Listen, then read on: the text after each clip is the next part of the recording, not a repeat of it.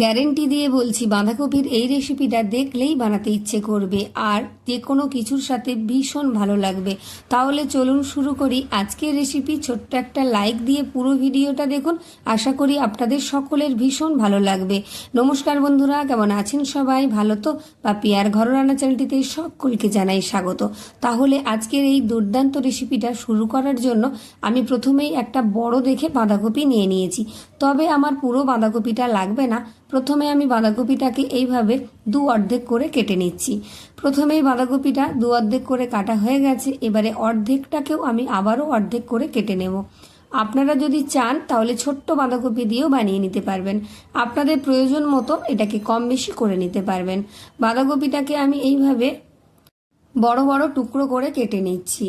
এবার আমি একটা কড়াইতে কিছুটা জল গরম বসিয়ে দিয়েছি, এর মধ্যে বাঁধাকপির টুকরোগুলোকে দিয়ে দিচ্ছি, যেগুলোকে এইমাত্র কেটে রাখলাম। এখানে আমি 3 টুকরো নিয়েছি, পুরো বাঁধাকপিটা নিয়ে নিই, আমার প্রয়োজন নেই, আপনাদের প্রয়োজন মতন আপনারা বাড়িয়ে কমিয়ে নেবেন। আর নিয়েছি এখানে 2খানা মিডিয়াম সাইজের পেঁয়াজ, একটু এইরকম 4 কোনা করে কাট লাগিয়ে নিয়েছি, তাতে করে বয়েল হতে খুব ভালো হবে, তাড়াতাড়ি হয়ে যাবে। 3টে দিয়ে দিলাম গোটা শুকনো লঙ্কা, 8-10 কোয়া রসুন আর 1 ইঞ্চি মতন আদা টুকরো করে এর মধ্যে দিয়ে দিলাম। দিয়ে ঢাকা দিয়ে এটাকে আমি ওভার কুক করব না, শুধুমাত্র সফট হয়ে যাওয়া পর্যন্ত ফুটিয়ে নেব।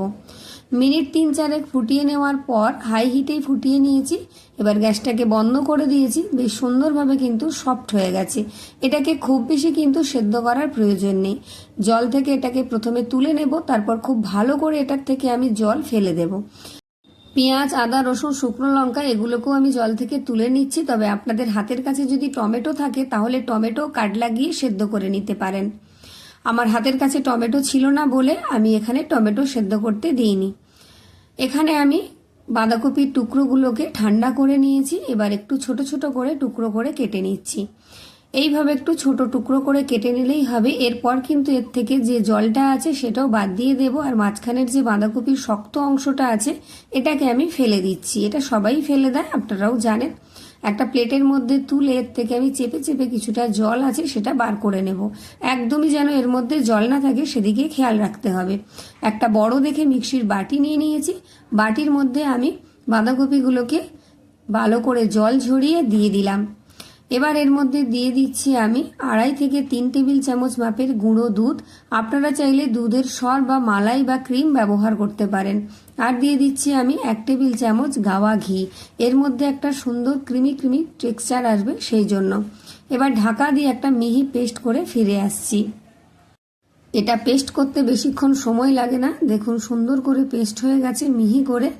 আর দেখুন কতটা ক্রিমি ক্রিমি একটা ভাব এসে গেছে। যেহেতু গাওয়া ঘি দিয়েছি, আপনারা যদি দুধের সর বা মালাই বা ক্রিম দেন তাহলেও কিন্তু এরকমই হয়ে যাবে। এবার একটা থালার মধ্যে এটাকে আমি ঢেলে নিচ্ছি।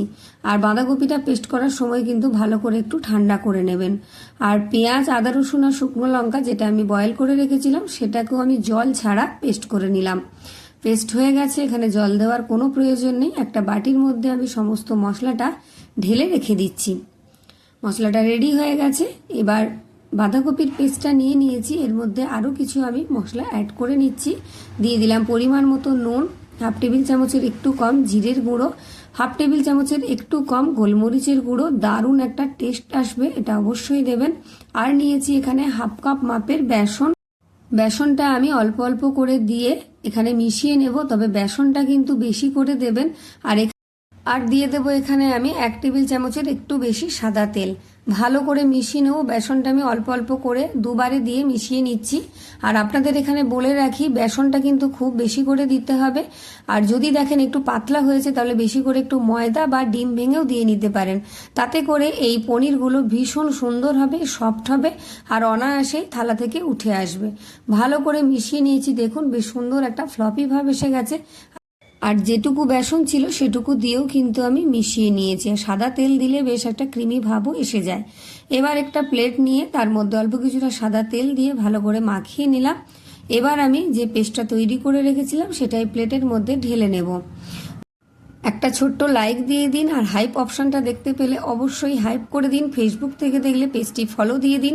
আর ভিডিও শেষে গিয়ে অবশ্যই একটা কমেন্ট করে যাবেন যে এই বাঁধাকপির পনির রেসিপিটা কেমন হয়েছে। এটা যদি একবার খান মুখে লেগে থাকবে। ভালো করে প্লেটের ওপর দিকটা এইভাবে একটু ঝাঁকিয়ে সুন্দর করে সমান করে নিয়েছি। এবার এটাকে আমি একধারে রেখে দেবো। এটা একদমই রেডি হয়ে গেছে। এটা সুন্দর করে আমার রেডি করে তৈরি করে একধারে রেখে দিচ্ছি। এবার একটা কড়াই বসিয়ে দিয়েছি। কড়াইয়ের মধ্যে দিয়ে দিলাম আমি অল্প কিছুটা সর্ষের তেল, 2 থেকে আড়াই টেবিল চামচ মাপের। এবার এর মধ্যে দিয়ে দিলাম একটা গোটা তেজপাতা অর্ধেক করে, আর দিয়ে দিলাম অল্প কিছুটা জিরে। তেজপাতাটা খুব ভালো করে ভাজা হয়ে গেছে। এই ফোড়ন থেকে সুন্দর একটা গন্ধ বেরিয়েছে। এবার এর মধ্যে আমি পেস্ট করে রাখা মশলাটা দিয়ে দিলাম। মশলাটা দিয়ে প্রথমে একটু আমি গ্যাসটাকে লোতে রেখে নাড়াচাড়া করে নেব। তারপর এর মধ্যে আমি দিয়ে দেব মশলার বাটি ধুয়ে অল্প কিছুটা জল। মশলাটা কষাতে ঠিক যতটা জলের প্রয়োজন ঠিক ততটাই দিয়েছি, খুব বেশি জল দেওয়া যাবে না। দিয়ে দিলাম হাফ টেবিল চামচের একটু কম হলুদের গুঁড়ো, পরিমাণ মতো নুন, হাফ টেবিল চামচ জিরের গুঁড়ো, হাফ টেবিল চামচ ধনের গুঁড়ো, আর কালারটাকে সুন্দর করার জন্য হাফ টেবিল চামচ কাশ্মীরি লঙ্কার গুঁড়ো, আর দিয়ে দিলাম অল্প কিছুটা গরম মশলার গুঁড়ো। ভালো করে নাড়াচাড়া করে এটাকে একটু কষিয়ে নিতে হবে লো আছে। আমি যেহেতু শুকনো লঙ্কা বেটে দিয়েছি তাই এখানে রঙের জন্য কাশ্মীরি লঙ্কার গুঁড়ো দিলাম। আমি কথা দিচ্ছি এই রেসিপিটা ভীষণ ভালো লাগবে, একবার অবশ্যই বানিয়ে দেখবেন। আর খুব একটা বেশি ঝঞ্ঝটের না, তাড়াতাড়ি হয়ে যাবে। বাঁধাকপি আপনারা অনেকেই অনেকভাবে খেয়েছেন, একবার এইভাবে বানিয়ে খেয়ে দেখতে পারেন। মশলাটা থেকে তেল ছেড়ে যেতেই এর মধ্যে কিছুটা চিনি দিয়ে আবারও কিছুক্ষণ আমি কষিয়ে নেব। পুরোপুরি মশলাটা কষে আসলে এর থেকে তেল ছেড়ে গেলে তারপর এর মধ্যে আমি জল দিয়ে দেব। আর ভিডিওটা আপনারা কে কোথা থেকে দেখছেন অবশ্যই আমাকে জানিয়ে যাবেন, তাহলে আমি আপনাদের প্রত্যেককে ধন্যবাদ জানাতে পারবো। অবশ্যই একটা হাইপ করে দেবেন। আমার চ্যানেলে যারা নতুন আছেন চ্যানেলটি সাবস্ক্রাইব করে পাশে থাকা বেল আইকনটি প্রেস করে অল করে রাখবেন, আমার ভিডিও নোটিফিকেশন সবার আগে আপনার কাছে পৌঁছে যাবে।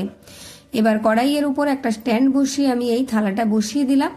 এবার ঢাকা দিয়ে গ্যাসটাকে মিডিয়ামে রেখে আমি এটাকে কুক করে নেব। তার আগে এই ফুটোটা আছে যে ঢাকনার, তার মধ্যে একটা কাগজের টুকরো দিয়ে ফুটোটা আমি বন্ধ করে দিলাম। 10 মিনিট মতন এটাকে আমি ফুটিয়ে বন্ধ করে দিয়েছি, যাতে এই থালাটা আমার তুলতে সুবিধে হয়। এটাকে তুলে আমি ঠান্ডা করে নেব। আর এদিকে আমি স্ট্যান্ডটাও তুলে নিচ্ছি। গ্যাসটাকে এবার আমি জ্বালিয়ে নেব। এটা অনেকটাই ঘন হয়ে গেছে, একটু নাড়াচাড়া করে গ্যাসটাকে আমি জ্বালিয়ে দিচ্ছি। এখানে আমি একটু গরম জলের ব্যবহার করব, সেটা পরে দিচ্ছি। এদিকে দেখুন এটা খুব সুন্দর করে ঠান্ডা হয়ে গেছে। এবার একটা ছুরিতে আমি তেল মাখিয়ে নিয়েছি। এবার এটাকে আমি চৌকো চৌকো করে পিস পিস করে কেটে নেব। দেখেই বুঝতে পারছেন কতটা সফট হয়েছে। আপনাদের যদি কোনো অসুবিধে হয় একটা ডিম ভেঙেও দিয়ে নিতে পারেন। দেখুন কতটা সুন্দরভাবে এটা কুক হয়ে গেছে আর কতটা সফট হয়েছে। দেখুন একদম পনিরের মতো তৈরি হয়ে গেছে। আর বাঁধাকপির যে একটা নিজস্ব কাঁচা গন্ধ থাকে সেটাও কিন্তু এর মধ্যে পাবেন না। সেদ্ধ করার সাথে সাথে কিন্তু বাঁধাকপির গন্ধটাও চলে যাবে। আমি আরও একটা টুকরো তুলে দেখিয়ে দিচ্ছি, দেখুন কতটা সুন্দর হয়েছে। তবে এটাকে কিন্তু আপনারা ভেজেও রান্না করতে পারেন, তবে আমি ভাজলাম না। হাতে সময় কম থাকলে এইভাবে বরফিগুলো ডাইরেক্ট রান্নার মধ্যে দিয়ে আপনারা করে খেতে পারেন। আর হাতে সময় বেশি থাকলে এটাকে হালকা তেলে ভেজে নিতে পারেন বা ডিমে চুবিয়েও ভেজে নিতে পারেন। এদিকে কিন্তু মশলাটা ফুটে উঠেছে। আমি অল্প কিছুটা গরম জল দিয়ে দিচ্ছি এটাকে একটু পাতলা করে নেওয়ার জন্য, যেহেতু এখানে আমি ওই চৌকো চৌকো পনিরের পিসগুলো দেব। ঝোলটা ফুটে উঠেছে, দিয়ে দিলাম কিছুটা টমেটো সস। যেহেতু আমি এখানে টমেটো ব্যবহার করিনি তাই টমেটো সস দিলাম। আপনারা টমেটো দিয়ে রান্নাটা করে নিতে পারেন, তা তো ভীষণ টেস্টি হবে। ঝোলটা খুব সুন্দর করে ফুটে উঠেছে। এবার আমি বাঁধাকপির যে পনিরগুলো তৈরি করে রেখেছিলাম সেটা দিয়ে দিলাম। দিয়ে ভালো করে এবার হালকা হাতে একটু নেড়ে চেড়ে নিতে হবে। খুব বেশি জোরে জোরে নাড়াচাড়া করবেন না, তাহলে এগুলো ভেঙে যেতে পারে। হালকা হাতে একটু নাড়াচাড়া করে এটাকে আমি ফুটিয়ে নেব মিনিট খানেক মতন। বেশিক্ষণ আর ফোটানোর প্রয়োজন নেই। গ্যাসটাকে লোতে রেখে একটু ঢাকা দিয়ে দিলাম। মিনিট খানেক পর ঢাকাটা খুলে নিয়েছি। দেখুন কতটা সুন্দর হয়ে গেছে। এটা কিন্তু খুব বেশি ঝোল টানবে না, এটা একটু গ্রেভি গ্রেভি হবে। সেই গ্রেভি গ্রেভি করেই আমি নামাবো। একটু তলা থেকে নেড়ে চেড়ে দিলাম। এবার ওপর থেকে আমি কিছুটা ধনেপাতা কুচি ছড়িয়ে দেব। এইভাবে অবশ্যই একবার রান্না করে খেয়ে দেখবেন। আশা করি আপনাদের সকলের ভালো লাগবে। ভালো লাগলে অবশ্যই একটা কমেন্ট করে আমাকে জানিয়ে যাবেন। ওপর থেকে কিছুটা ধনেপাতা কুচি ধরিয়ে দিলাম। যেহেতু এখন প্রচুর পরিমাণে ধনেপাতা পাওয়া যাচ্ছে অনেক কম দামে, তাই একটু বেশি করে দিয়ে দিলাম। দিয়ে এবার গ্যাসটাকে বন্ধ করে দেব। তারপর এটাকে আমি নামিয়ে আপনাদের কাছে পরিবেশন করে দেখাচ্ছি যে কতটা সুন্দর হয়েছে আর কতটা লোভনীয় হয়েছে। এইভাবে যে বাঁধাকপি খাওয়া যায় এটা না দেখলে আপনারা বিশ্বাসই করতে পারবেন না। দেখেছেন তো কতটা সুন্দরভাবে বাঁধাকপির একটা নতুন পদ তৈরি করে নিলাম। তাহলে আপনারাও বানিয়ে খেয়ে কমেন্ট করে যাবেন। যারা এতক্ষণ ভিডিওটা দেখলেন তাদেরকে অসংখ্য ধন্যবাদ। আবার একটা নতুন রেসিপি নিয়ে দেখা হচ্ছে আপনাদের সাথে। দেখুন কতটা সুন্দর হয়েছে। টাটা, আজকের মতন অসংখ্য ধন্যবাদ।